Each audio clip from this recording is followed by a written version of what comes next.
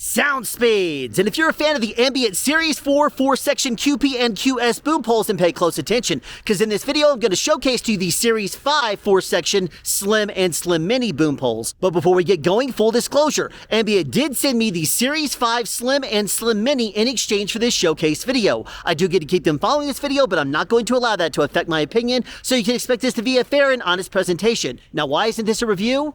Because I cannot in good conscience review a product that I contributed to the development of.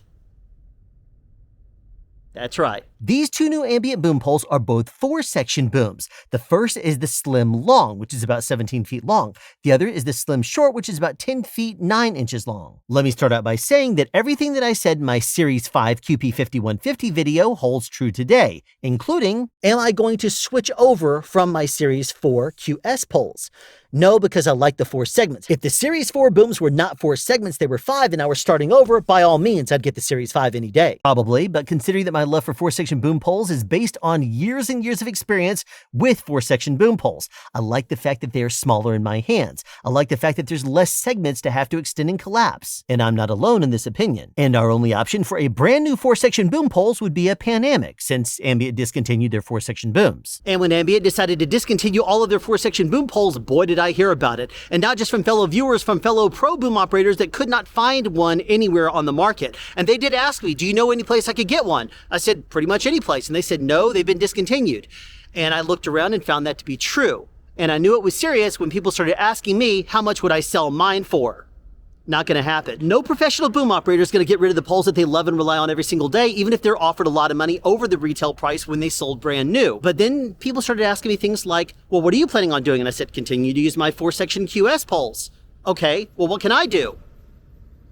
And that's when I decided to do what I do to every professional sound company that manufactures products that I like and that does things that I don't approve of. And that's contact them repeatedly and pester the living crap out of them until they listen. Ambient already listened to me once in my quick release video. I wish other manufacturers would take note and make all their quick release components black, which I also directed to Ambient on social media and further drilled it in my QP5150 review. Ambient, could you perhaps change that and make that a black piece? But they got it, and on the Slim Boom, the tip is now black. The washer's not, but I'm not that concerned with it because it's sandwiched between the boom and the shock mount. Look at this chart and you can see that when fully collapsed, the Slim Long is the same length as the QP5150 5-section boom pole, which extends nearly 4 feet longer due to its extra segment. The 5150 also weighs nearly 30% more than the Slim Long, but the 4-section QS boom pole weighs nearly 35% more, and the old school 4-section QP4140 weighs about 20% more than the Slim Long, despite being the same length. As for the Slim Short, it weighs only 22% more than the 5-section QP550, despite being almost twice as long. This is because the Slim booms have a 1mm thick wall like the rest of the Series 5 booms, unlike the Series 4 QP and QS booms, which have a 1.5mm thick wall. Ambient booms are known for their stiffness, so how does their flex compare to other boom poles on the market? This is best demonstrated with the Slim Long extended at full stick. I extended the Slim Long and every other boom pole I'm comparing it to all the way. Align the tips of each boom to be even, and then press down the largest segment to a table so that both poles started exactly horizontal. I'm also using a 16.9 fluid ounce bottle of water as a weight reference. When compared to the 6-section K-Tech Mighty Boom, it's quite a bit stiffer and therefore flexes less. The same holds true for the 5-section Mighty Boom, but against the Panamic Maxi, it was a closer match, but the Slim still beat out the Panamic for stiffness. But when compared to the Ambient Series 4 QS boom, the Slim can't keep up, so the QS retains the title as the stiffest boom pole on the market. But remember, the QS is 35% heavier than the Slim Long, so it did quite well considering.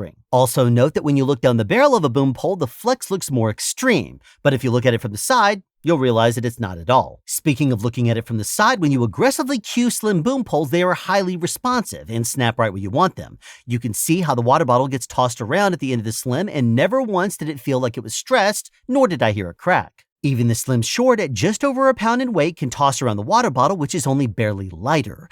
Both Slim booms slip in and out of the knuckles with ease, and when locked, there's absolutely zero segment wobble on all segment locks. This is because the compression rings on the inside of the knuckles has been redesigned. On the Series 4 booms, the compression ring snugged around the carbon fiber segments, and when the knuckle pressed into it, the entire ring pressed evenly, locking it with less than a quarter of a turn. On the Series 5 5-section booms, this ring was redesigned, but with only about half the surface area, so sometimes the segments wouldn't fully lock without slipping, but on the Slims, It was changed again. The surface area was increased with a less steep angle, allowing the knuckle to press against the thinner part of the ring with greater tension, so that with less than a quarter of a turn, probably closer to an eighth, it goes from slipping to locking tight with no mercy. And if you own a 5-section Series 5, these newly redesigned compression rings are available for purchase. So what do I think of the slim booms?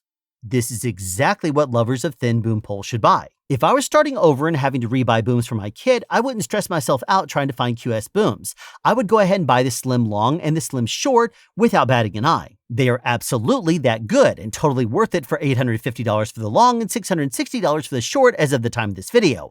I put links down in the description if you'd like to check them out. So Ambient is no longer in jeopardy of being pestered by me about their Series 5 boom line. We lovers of thin 4-section boom poles can now be happy. Thank you for tuning in to this episode of Sounds Beats. Be sure to the future for more things that you need to know from manufacturers, the products that you love. And as always, sound advice. Have a question you'd like answered or want to add something? Be sure to write it in the comment section down below. You can also make a suggestion for future topics of discussion. Again, comment section down below, or you can email me at soundspeeds@yahoo.com. Be sure to subscribe and turn on notifications so you won't miss out on future sound advice.